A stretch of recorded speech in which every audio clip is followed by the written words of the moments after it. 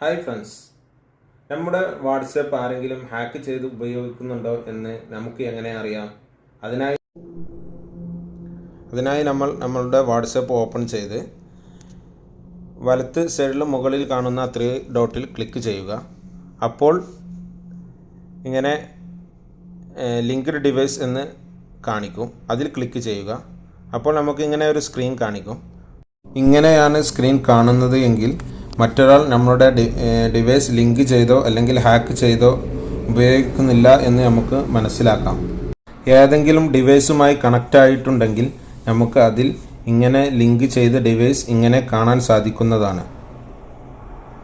അപ്പോൾ നമ്മൾ ആ ലിങ്ക് ചെയ്ത ഡിവൈസ് കാണിക്കുന്ന ഭാഗത്ത് നമ്മൾ ടച്ച് ചെയ്താൽ നമുക്ക് ഇങ്ങനെ ഒരു ലോഗൗട്ട് ചെയ്യാനുള്ള ഒരു ഓപ്ഷൻ വരും. അതിൽ നമ്മൾ ലോഗൗട്ട് എന്ന് ക്ലിക്ക് ചെയ്താൽ അത് റിമൂവ് ആകുന്നതാണ്.